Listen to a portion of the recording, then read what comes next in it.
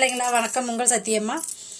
எல்லா பறவைங்களுமே மழை காலத்தில் மழை வந்துருச்சுனாவே அதோட கூடை அடையிறதுக்கு வேக வேகமாக பறந்து போய் கூட்டில் அடைஞ்சிரும். ஆனால் கழுகு மட்டும் மழை பெய்யும் போது மழைக்கு அந்த மேகத்துக்கு மேலே பறக்க ஆரம்பிக்குமாங்க.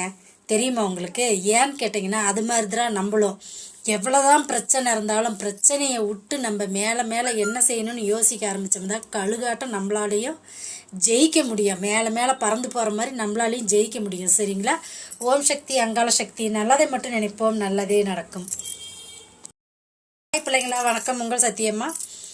எல்லா பறவைங்களுமே மழை காலத்தில் மழை வந்துருச்சுனாவே அதோட கூடை அடையிறதுக்கு வேக வேகமாக பறந்து போய் கூட்டில் அடைஞ்சிரும். ஆனால் கழுகு மட்டும் மழை பெய்யும் போது மழைக்கு அந்த மேகத்துக்கு மேலே பறக்க ஆரம்பிக்குமாங்க.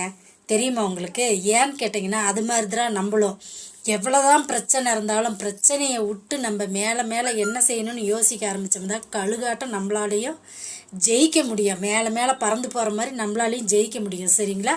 ஓம் சக்தி அங்காள சக்தி. நல்லதை மட்டும் நினைப்போம், நல்லதே நடக்கும்.